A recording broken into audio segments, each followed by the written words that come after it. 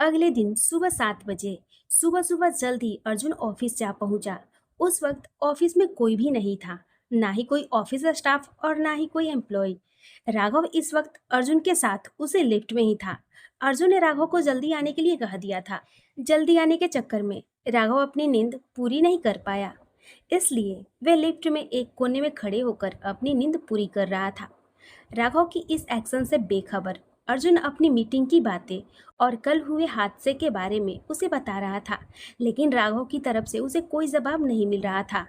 तुम बोल क्यों नहीं रहे हो? मैं कब से तुम्हें कहते कहते राघव की तरफ जब अर्जुन ने देखा तो मुस्कुराते हुए हल्के से सिर हिलाया। अर्जुन दुनिया वालों के लिए चाहे कैसा भी हो, लेकिन अपने परिवार के लिए हमेशा से अच्छे दिल का ही रहा था।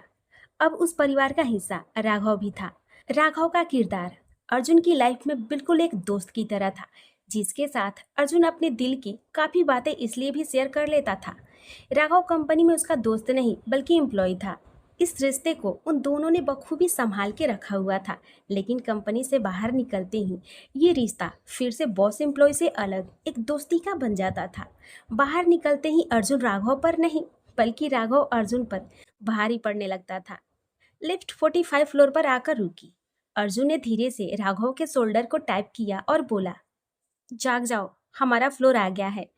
अर्जुन की आवाज़ सुनकर राघव हड़बड़ाते हुए जागा और तुरंत बाहर जाने की जल्दबाजी में वे ये भूल गया कि अभी लिफ्ट फ्लोर पहुंची थी, लेकिन उसका दरवाज़ा अभी खुला नहीं था, जिसके कारण उसका सिर सीधे जाकर लिफ्ट के दरवाजे पर लगा।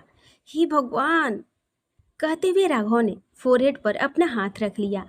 अर्जुन मुस्कुराते हुए बोला, अगर नींद पूरी नहीं हुई थी तो फ़ोन करके बता सकते थे। कोई ज़बरदस्ती नहीं थी कंपनी में आने की। समय पर भी आ सकते थे तुम। अरे सर, मुझे क्या पता था कि मेरी ऐसी हालत होगी। मुझे लगा कि मैं हैंडल कर लूँगा, इसलिए मैं आ गया। अगर पता होता कि ऐसा कुछ होगा तो मैं आपको कॉल करके सच में मना कर देता। अपने माथे की चोट को सहलाते हुए राघव ने कहा। दोनों एक साथ लिफ्ट से बाहर निकले। मुझे तुमसे कुछ ज़रूरी बात करनी है, जल्दी से मेरे केबिन में आओ, कहता हुआ अर्जुन अपने केबिन की तरफ जाने लगा। अरे सर, आप यहीं पर बात कर लीजिए ना, यहाँ पर हमारे अलावा है भी कौन? क्यों? मेरे ऑफिस केबिन में तुम्हें कांटे चुभते हैं जो तुम यहाँ पर रहकर बात करना चाहते हो? अर्जुन ने राघव से सवाल किया।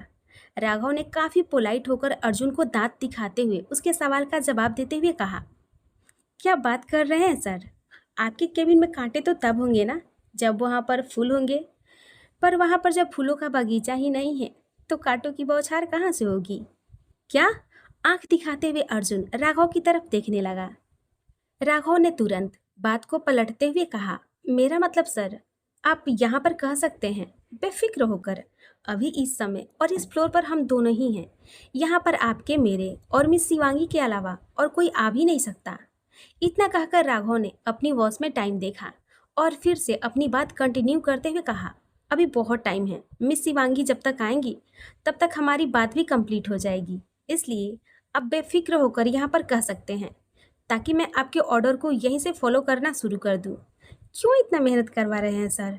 आप मुझे अपने केबिन में लेकर जाएंगे, तब आप मुझे अपना काम बताएंगे, तब मैं फिर से वापस आऊँगा, उस काम को फॉलो करूँगा। इससे अच्छा है कि बीच रास्ते में ही बता दो, मेरी भी मेहनत बचेगी और आपका भी काम जल्दी हो जाएगा। एक ही सांस में अपने पूरे दिल की बात राघव ने अर्जुन से कह दिया। अर्जुन को राघव की बात गलत नहीं लगी, इसलिए वे बोला, कल मैं और शिवांगी किसी मीटिंग के लिए शहर से बाहर जा रहे थे। ओके, राघव ने सर हिलाते हुए कहा। अर्जुन ने अपनी बात जारी रखी। उस मीटिंग के बारे में तुम्हें और मेरे अलावा किसी और को नहीं पता था, यहाँ तक कि शिवांगी को भी नहीं। अचानक से बीच रास्ते पर हम पर हमला होना शुरू हो गया। मुझे ये जानना है कि आखिर ये लोग कौन थे जिन्होंने मेरे ऊपर हमला किया। जैसे ही राघव ने सुना कि अर्जुन पर बीच रास्ते पर हमला हुआ था, तो उसके चेहरे पर घबराहट के एक्सप्रेशन आ गए। आंखों में जो उसकी नींद भरी हुई थी वे फट से गायब हो गई। वे घबराते हुए अर्जुन को ऊपर से लेकर नीचे तक देखते हुए बोला, आप ठीक तो है ना? हाँ हाँ, मैं बिल्कुल ठीक हूँ। राघव को रिलैक्स करते हुए अर्जुन बोला, मैंने आपको पहले ही कहा था कि आपको मुझे ले जाना चाहिए, लेकिन नहीं, आप तो अपने आगे किसी की चलने कहाँ देते हैं। कितने महीनों बाद फिर से आप पर हमला शुरू हो गया। अभी बीच में आप पर हमला बिल्कुल बंद हो गया था। हाँ हाँ, राघव, क्यों इतनी फिक्र कर रहे हो? तुम्हारा बॉस और तुम्हारा दोस्त इतना कमजोर नहीं है कि अपने दुश्मनों के डर से कहीं बाहर जाना ही छोड़ दे। और वैसे भी मुझे उन लोगों के साथ साथ किसी और की भी पहचान के बारे में पता करना है। राघव ने कहा। किसी और किसकी पहचान के बारे में? राघव सवालिया नजरों से अर्जुन की तरफ देखने लगा। अर्जुन ने एक ही शब्द में जवाब दिया, शिवांगी। क्या राज छुपा है शिवांगी के अतीत से? आखिर क्या पता करवाना चाहता है अर्जुन शिवांगी के बारे में? अर्जुन अपने केबिन में बैठा हुआ था और फाइल चेक कर रहा था। उसी वक्त उसके केबिन का दरवाजा नॉक हुआ। अर्जुन ने फाइल टेबल पर रखा और कंफर्टेबल होकर चेयर पर बैठ गया। अंदर आ जाओ, दरवाजा खुला है। और बाहर से शिवांगी अंदर आई, पर शिवांगी का चेहरा अर्जुन को नहीं दिखाई दिया। शिवांगी ने अपने हाथों में इतनी फाइल्स पकड़ी हुई थी कि उन फाइल ने ही उसका चेहरा पूरी तरह से छुपा दिया था। शिवांगी के पहनावे को देखकर ही अर्जुन शिवांगी को पहचान चुका था। वैसे भी जिस फ्लोर पर अर्जुन का ऑफिस था, वहां पर राघव और शिवांगी के अलावा कुछ नामजुदा लोगों को ही आने की परमिशन थी, पर उनकी ड्रेसिंग सबसे अलग थी। ये क्या लेकर आ रही हो तुम? अर्जुन ने पूछा। सर वे मैं शिवांगी अर्जुन को कुछ कह ही रही थी कि सामने कुछ अच्छे से दिखाई न देने की वजह से उसका बैलेंस खराब हो गया और हाथ में पकड़ी हुई फाइल अचानक से नीचे गिरने लगी। लेकिन उसी वक्त अचानक से किसी ने उस फाइल को गिरने से बचाते हुए सभी फाइल शिवांगी के हाथों से वापस ले लिए। शिवांगी ने अपने बालों को पीछे छोड़ते हुए जब सामने की तरफ देखा तो वे अर्जुन था। थैंक यू सर, शिवांगी ने लंबी सांस लेते हुए कहा। अर्जुन ने वे सभी फाइल्स अपने साइड में लगी हुई टेबल पर रख दिया। इट्स ओके, लेकिन इन फाइल्स में क्या है? फाइल्स की तरफ देखते हुए शिवांगी से अर्जुन ने पूछा। ये फाइल्स मुझे राघव सर ने दिया है। उन्होंने कहा था कि इनमें कुछ एरो है और इनको कंप्यूटर पर भी अपडेट करना है, तो मैंने ये सब काम कर दिया है। और जो आपने मिस्टर मेहता की फाइल तैयार करने के लिए कहा था, वे भी फाइल मैंने तैयार कर लिया है। बस अब आप एक बार चेक कर लीजिए, अगर उनमें कुछ कमी है तो वे भी मुझे बता दीजिए। ठीक है, तो फाइल कौन सी है? अर्जुन ने कहा और जाकर वापस से अपनी चेयर पर बैठ गया। शिवांगी तुरंत उन फाइलों के ढेरों के पास पहुंची और उनमें से मिस्टर मेहता की फाइल निकाल ली और जाकर अर्जुन के सामने रख दिया। अर्जुन ने एक बार शिवांगी की तरफ नजर मारी और फिर से फाइल की तरफ देखते हुए वे फाइल खोलने लगा। कुछ देर तक फाइल को अच्छे से देख लेने के बाद अर्जुन ने शिवांगी की तरफ देखा और कहा, प्रेजेंटेशन फाइल बिल्कुल सही बनी है। तुमने कॉस्ट बिल्कुल सही मेंशन की है। मुझे नहीं लगता कि इसके बाद हमें वे कॉन्ट्रैक्ट मिलने में कोई प्रॉब्लम होगी। थैंक यू सर, शिवांगी ने मुस्कुराते हुए कहा। Okay, you can go. और हाँ, कल हमें इस कॉन्ट्रैक्ट के लिए पुणे जाना है। तुम्हें कोई प्रॉब्लम तो नहीं? शिवांगी ने मिस्टर मेहता नाम की जो प्रेजेंटेशन फाइल बनाई थी, उस प्रेजेंटेशन की हेल्प से ही अर्जुन की कंपनी को एक कॉन्ट्रैक्ट मिलने वाला था। यह प्रेजेंटेशन बनाने वाली शिवांगी थी और इस प्रेजेंटेशन में जो कोई भी खामियां थी या फिर कोई भी प्रॉब्लम थी, उसे सबसे ज़्यादा शिवांगी ही जानती थी। इसलिए अर्जुन चाहता था कि शिवांगी उसके साथ पुणे जाए, ताकि प्रेजेंटेशन में अगर कुछ भी गड़बड़ी हुई तो एंड टाइम पर शिवांगी इस प्रॉब्लम को हैंडल कर सके। कोई प्रॉब्लम नहीं है सर, शिवांगी ने बेधड़क होकर जवाब दिया। ओके, तो मुझे अपने घर का एड्रेस दे दो, मैं तुम्हें वहीं से पिक कर लूँगा, क्योंकि कल सुबह ही पुणे के लिए निकलना है, ताकि हम शाम तक मुंबई वापस आ सकें। ओके सर, शिवांगी ने कहा और अर्जुन को अपने घर का एड्रेस दे दिया। राघव इन सब में कहीं भी मौजूद नहीं था। उसे जो अर्जुन ने काम करने के लिए दिया था, राघव सिर्फ उसी काम में व्यस्त था। इसलिए अर्जुन ने भी राघव को परेशान नहीं किया।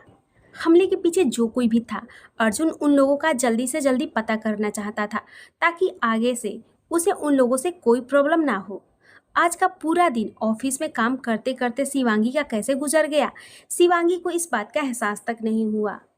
शाम 7 बजे जब वे अपने घर पहुंची तो उसने देखा कि उसके घर का लॉक पहले से ही खुला हुआ था।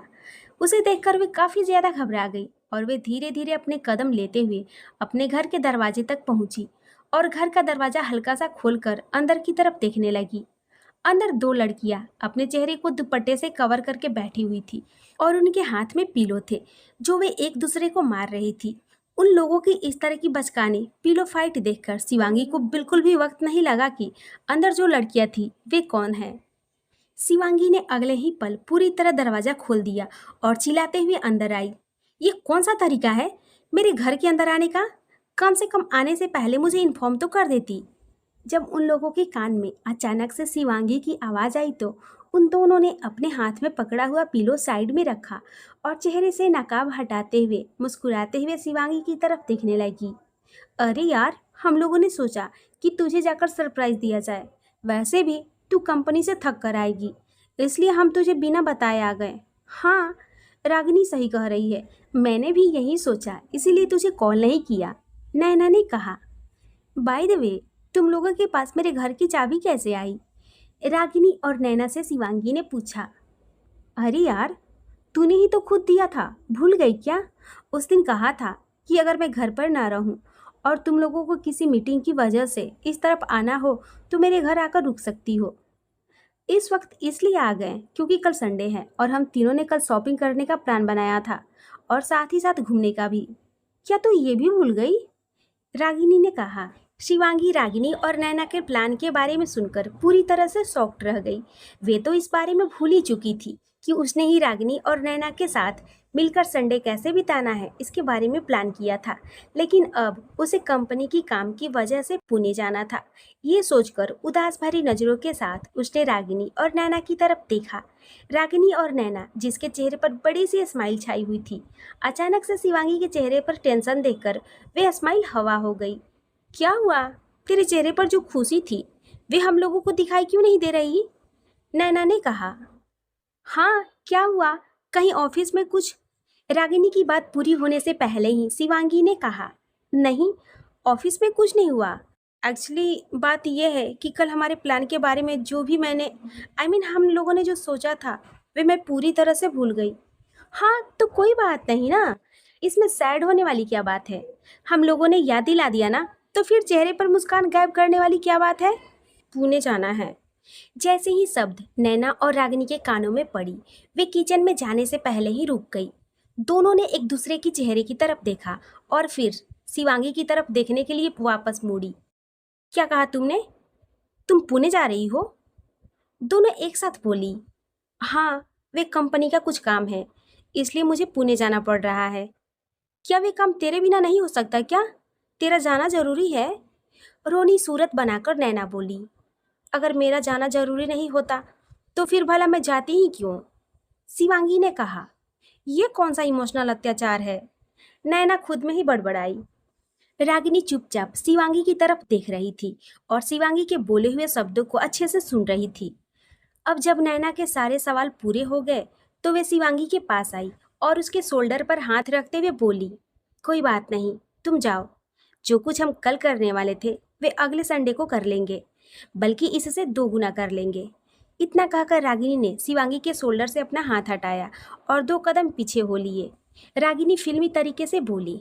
चलो, अब हो गया इमोशनल अत्याचार और जो भी डायलॉगबाजी थी। ये भी फाइनल हो गया कि तुम कल पुणे जा रही हो, तो जाओ। इसी खुशी में हम लोगों के लिए गर्मा गर्म चाय का बंदोबस्त करो। और आज हम तुम्हारे घर में मेहमान हैं, तो अच्छे से खातिरदारी होनी चाहिए हमारी। अगर हमारी खातिरदारी में तनिक भी कमी आई तो सोच लेना बच्चा, हम लोग बहुत नाराज हो जाएंगे। शिवांगी हंसते हुए बोली। जी दादी माँ, जरूर, आपकी खातिरदारी में बिल्कुल भी कमी नहीं रहेगी। मैं अभी गर्मा गर्म चाय लेकर आती हूँ। किचन में तो रागिनी और नैना जाने वाली थी, लेकिन अब शिवांगी चली गई। अब उस रूम में रागिनी और नैना रुके हुए थे। नैना रागिनी के पास आई और धीरे से बोली। आखिर तुमने अचानक से अपना फैसला क्यों बदल दिया? तुमने तो कहा था कि अगर शिवांगी जाने के लिए मना भी करेगी तो तुम उसे कैसे भी करके मना लोगी। तो फिर ये सब क्या था? तुमने कुछ नहीं देखा नैना, जो भी मैंने देखा है। रागिनी ने किचन की तरफ शिवांगी को चाय बनाते हुए देखकर कहा। रागिनी की बात सुनकर नैना कंफ्यूज होकर शिवांगी की तरफ देखने लगी।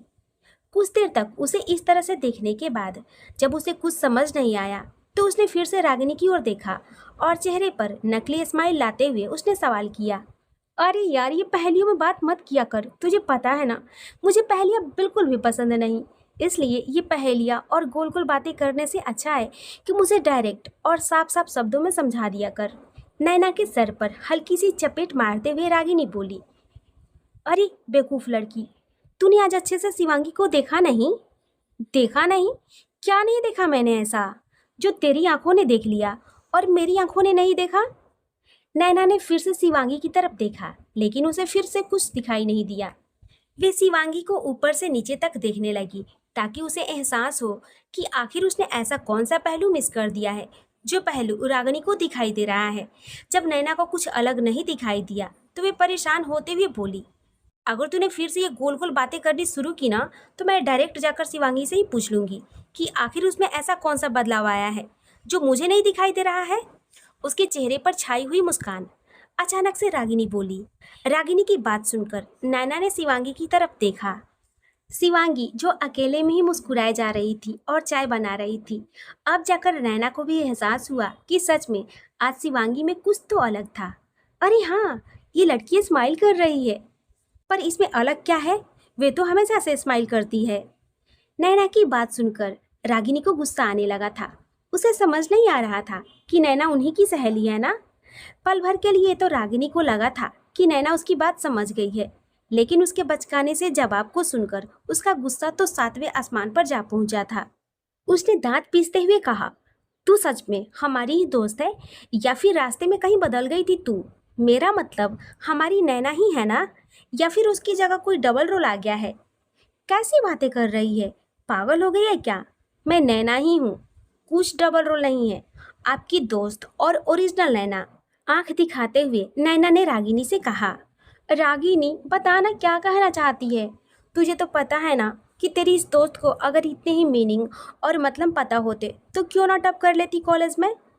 इसलिए कह रही हूँ, अपनी इस नालायक दोस्त को कुछ अच्छा सा सिखा दिया कर। तेरे तो अच्छा वाला एक बॉयफ्रेंड भी है ना, और मेरे तो कोई दोस्त भी बनने के लिए तैयार नहीं। बॉयफ्रेंड तो बहुत दूर की बात है। रागिनी से शिकायत करते करते न जाने कब नैना अपनी ही दुनिया में खो गई।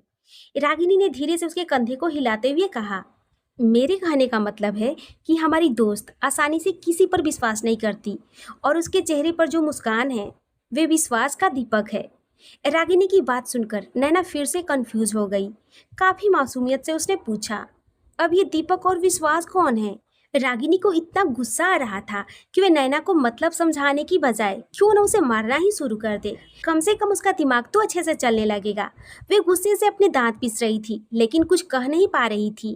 कुछ देर बाद शिवांगी चाय लेकर लिविंग रूम में रागिनी और नैना के पास आ गई। उसने चाय के कप रागिनी और नैना को देकर एक कप खुद उठाकर जाकर अपनी जगह पर बैठ गई। चाय का एक सिप लेते हुए उसने नैना की तरफ देखा और कहा, क्या हुआ? तेरे चेहरे पर 12 क्यों बजे हुए हैं? अभी जब तू किचन में चाय बना रही थी ना, तो तुम्हारे चेहरे पर मुस्कान थी। उस मुस्कान को देखकर रागिनी ने मुझसे कहा कि तेरे चेहरे पर जो मुस्कान है वे है विश्वास का दीपक। मैंने ये पूछा कि ये विश्वास और दीपक कौन है, तो बस इतनी सी बात पर नाराज हो गई है। और देखो मेरी तरफ कैसे देख रही है, मानो अभी ही मार डालेगी। नैना ने कहा। नैना की बात सुनकर शिवांगी ने रागिनी की तरफ देखा, जो गुस्से से सच में नैना को ही देख रही थी। ओके ओके, बस बहुत हो गया। मैं तुझे इसका मतलब समझा दूंगी। ऐसा कर, पहले जाकर किचन में बिस्किट रखे होंगे, वे उठाकर ले आ। मैं लेकर आना भूल गई थी। शिवांगी ने नैना को शांत करते हुए कहा। नैना ने अपने चाय का कप वापस टेबल पर रखा और चली गई। जैसे ही नैना वहां से गई, शिवांगी ने रागिनी से सवाल करना शुरू कर दिया। क्या घुमा फिरा कर बातें कर रही थी उससे? अरे कुछ नहीं, बस मजाक कर रही थी, लेकिन वे है कि मेरे मजाक ही नहीं समझी। रागिनी ने बात टालते हुए कहा। शिवांगी रागिनी से कुछ और पूछ पाती कि उसी वक्त उसका फोन रिंग करने लगा। शिवांगी ने अपने फोन टेबल से उठाया और फोन पर आया हुआ नंबर देखकर उसने रागिनी की तरफ देखा और कहा, मेरी कंपनी से कॉल है, मैं तुमसे बाद में बात करती हूँ। कोई ना, तुम जाकर बात करो, तब तक मैं और थोड़ी सी मस्ती मजाक कर लेती हूँ नैना के साथ, हंसते हुए रागिनी ने कहा। शिवांगी वहां से खड़ी हुई और बात करने के लिए दूसरी साइड चली गई। कुछ देर में ही नैना किचन से बिस्किट लेकर लिविंग रूम में आ गई। वहां पर शिवांगी को ना पाकर उसने पूछा, शिवांगी कहाँ गई? कंपनी से कॉल आया था, तो बात कर रही है दूसरी साइड। रागिनी ने कहा। ओके, ले तू बिस्किट खा, नैना ने कहा। दूसरी तरफ शिवांगी, जिसे कंपनी से कॉल आया हुआ था, वे फोन पर बात कर रही थी। हेलो शिवांगी, मैं कल सुबह 7 बजे तुम्हारे घर के सामने आ जाऊंगा, इसलिए जल्द ही रेडी रहना। ओके सर, मैं 7 बजे तक तैयार रहूंगी। और हाँ, जिस मीटिंग के लिए हम जा रहे हैं वे फाइल्स और प्रेजेंटेशन फाइल अच्छे से रख लेना, ताकि वहाँ जाकर कोई प्रॉब्लम ना हो। ओके सर, आप बेफिक्र रहिए, मैं सब सामान आज रात को ही रख लूंगी। शिवांगी ने कहा। ओके, गुड नाइट, अर्जुन ने कहा और कॉल कट कर दिया। फोन पर टू टू की आवाज़ सुनकर शिवांगी ने अपना फ़ोन देखा। फ़ोन को देखते हुए वे कंफ्यूज होकर बोली, सिर्फ इतनी सी बात के लिए फ़ोन किया था? ये बात तो इन्होंने ऑफिस में कह दिया था, तो फिर फ़ोन करने की क्या ज़रूरत थी? शिवांगी, आओ ना, क्या कर रही हो? पीछे से आवाज़ आई। इस आवाज़ को सुनकर शिवांगी होश में वापस आई और तुरंत हल्का सा पीछे मुड़कर जवाब दिया, हाँ अभी आती हूँ। इतना कहकर वे बालकनी की तरफ चली गई। रागिनी ने जब शिवांगी को बालकनी की तरफ जाते हुए देखा तो वे बोली, अभी तो मुझे कह रही थी कि अभी आ रही हूँ, तो ये बालकनी में क्या करने गई है? बस करना तो जासूस बनना, इतना जासूसी करने की क्या जरूरत है? वेट, कहीं तो जासूस का बिजनेस तो नहीं खोलने वाली? रागिनी हैरान होकर नैना से बोली, बस करना, इतनी बेवकूफ़ी वाली एक्टिंग क्यों करती है? उस वक्त तुझे सब समझ आ गया था, हमेशा मुझे ही परेशान करती है। क्यों, मज़ा नहीं आया? अरे यार, आज तो मेरा पूरा मन था तेरे साथ मस्ती मजाक करने का, लेकिन ऐसे मौके पर ऐसी बात मजाक नहीं करूँगी। मैंने ये सोचा तो नहीं था ना, लेकिन कर तो दिया ना। अरे छोड़ना वे सब, ले चाय पी, ठंडी हो जाएगी। वे महारानी तो पता नहीं कब तक आएंगी। वैसे भी उसे गर्म चाय नहीं बल्कि ठंडी चाय ही पसंद है। अर्जुन का घर। फोन पर शिवांगी से बात करने के बाद जब उसने अपना फोन डिस्कनेक्ट किया तो खुद से बोला, मैंने शिवांगी को कॉल किया, सिर्फ इतनी बात कहने के लिए किया था। क्या सोच रही होगी वे मेरे बारे में? कोई नई बात भी नहीं कही मैंने, वही रिपीट टेलीकास्ट कर दिया। हे भगवान, क्या हो गया है मुझे? अपना सर खुजलाते हुए अर्जुन अपनी जगह से खड़ा हुआ और अपने कमरे की तरफ चला गया। सुबह के 5 बज रहे थे। अलार्म की आवाज़ सुनकर शिवांगी जाग चुकी थी। नैना और रागिनी रात को शिवांगी के घर पर ही रुक गई थी, लेकिन उस वक्त वे एक साथ अलग कमरे में सोए हुए थे। देर रात तक उन लोगों ने खूब मस्ती की थी। शिवांगी को अपना सामान पैक करना था, इसलिए नैना और रागिनी दूसरे कमरे में जाकर सो गईं ताकि शिवांगी को कोई प्रॉब्लम ना हो। शिवांगी बेड से उठी और अलार्म को बंद किया और जाकर सीधे वॉशरूम में घुस गई। कुछ देर के बाद वे वॉशरूम से बाहर आई और शीशे के सामने आकर अपने बालों को कंघी करने लगी, लेकिन उसके दिमाग में कुछ और ही चल रहा था। चलो, आज पुणे की मीटिंग खत्म होने के बाद सर से कुछ दिनों के लिए छुट्टी लेकर घूमने जाऊंगी। बोर हो चुकी हूँ अपनी ज़िंदगी से, कुछ तो इंटरेस्टिंग बना लूँ। अपनी ज़िंदगी से बोर हो गई हो तो मैं बताऊँ अपनी ज़िंदगी को इंटरेस्टिंग बनाने का तरीका? अचानक से पीछे से किसी ने आकर शिवांगी से कहा। शिवांगी हड़बड़ा गई और पीछे मुड़कर देखी। सामने नैना और रागिनी खड़ी थी। रागिनी की आंखों में तो नींद कहीं से भी दूर दूर तक दिखाई नहीं दे रही थी, पर नैना, उसे बहुत नींद आ रही थी। वे अपना सर रागिनी के कंधों पर रखी हुई थी और उसकी आंखें बंद थी। अरे यार, ऐसे कौन आता है? अभी मुझे हार्ट अटैक आ जाता और मेरा दिल बाहर निकल जाता तो क्या होता? शिवांगी नाराज होते हुए बोली, क्या होता? मैंने तो नॉर्मल सी बात की है ना। तुम ही ने कहा तुम्हारी जिंदगी बोर हो रही है, तो मैंने सोचा क्यों ना तुम्हारी जिंदगी एक्साइटमेंट से गुजरे, उसका तरीका बता दूं। मुझे क्या पता था कि तुम इस तरह से मुझसे बात करोगी। अगर मुझे इस बात का अंदाजा होता तो शायद मैं तुम्हें इस बारे में बताती नहीं। रागिनी उदास होकर शिवांगी से शिकायत करने लगी। शिवांगी चलकर रागिनी के पास आई और धीरे से उसके सर पर मारते हुए बोली, कहाँ से इतनी बातें लेकर आती हो तुम? खुद तो जगी सही, इसे क्यों लेकर आ गई? देखो ना, हमारी महारानी की नींद अभी तक पूरी नहीं हुई और तुम इसे भी खींचकर अपने साथ लेकर चली आई। हाँ तो क्या हुआ, हम भी तो एक ही समय पर सोए थे, हम लोगों की नींद कैसे खुल गई? रागिनी ने एक बार नैना की तरफ देखा और फिर शिवांगी से कहा, हम लोगों की नींद इसलिए खुल गई क्योंकि मेरा कोई बॉयफ्रेंड नहीं है और तुम्हारा बॉयफ्रेंड इस वक्त आउट ऑफ इंडिया है। इस वक्त सिर्फ इंडिया में हमारे नैना जी के बॉयफ्रेंड है, जिससे बातें करते हुए इन्हें सुबह के 4 बज चुके थे और तकरीबन अभी इन्हें 1 या 1.5 घंटा ही हुआ नींद के आगोश में गए हुए। तुम उसे इस नींद के आगोश से बाहर खींचकर लेकर आना चाहती हो। शिवांगी ने नैना का सच रागिनी को बताया। रियली? 4 बजे तक ये बातें करती रही और मुझे इस बात का पता भी नहीं चला। रागिनी का चेहरा पूरी तरह से शॉक्ड था। शिवांगी हल्का सा मुस्कुराते हुए बोली, अगर हाथी घोड़े बेचकर नींद के आगोश में जाओगी तो कैसे पता चलेगा कि तुम्हारे कमरे में क्या क्या हो रहा है और क्या क्या नहीं हो रहा? अब क्या करूं? करना क्या है? वैसे भी जिस तरह से ये सो रही है, मुझे नहीं लगता कि ये जगेगी। अच्छा रहेगा इसे यहीं पर सुला दो। अगर तुम्हें नींद आ रही है तो तुम भी इसके साथ सो जाओ। नहीं, मुझे नींद नहीं आ रही। मैंने रात में कोई जागराता नहीं किया। मैं बिल्कुल फिट और फाइन हूँ, रागिनी ने कहा और नैना को बेड पर सुलाने के लिए खींचते हुए ले गई। शिवांगी रागिनी नैना को वहीं कमरे में छोड़कर किचन में चली गई और अपने लिए कुछ चाय पानी का बंदोबस्त करने लगी। कुछ देर में वे चाय के 2 कप लेकर लिविंग रूम में आई, जहाँ पर सोफे पर पहले से ही रागिनी बैठी हुई थी। शिवांगी के हाथों में चाय का कप देखकर वे तुरंत उठी और शिवांगी के हाथों से कप लेते हुए बोली, थैंक यू यार, बहुत बहुत थैंक यू। अच्छा हुआ तुम लेकर आ गई। मेरा तो सिर इतना ज़्यादा दर्द कर रहा है कि मैं क्या ही बताऊं। मत बता। चाय का एक घूंट पीकर शिवांगी ने कहा, अरे शिवांगी, तुम कैसी दोस्त हो? कम से कम अपने दोस्त का हालचाल तो पूछ लो। तुम तो मना ही कर रही हो, साफ साफ शब्दों में। शिवांगी ने रागिनी का उतरा हुआ चेहरा देखा और कहा, सर दर्द कर रहा है, पर तुमने तो ड्रिंक नहीं की थी ना, तो फिर किसका असर है ये? किसी का नहीं है, नॉर्मल सर दर्द है। यार तुम तो सर दर्द को भी ड्रिंक से कंपेयर कर रही हो। शिवांगी हंसने लगी। रिलैक्स रागिनी, रिलैक्स, मैं बस मजाक कर रही थी, इसे सीरियस मत लो।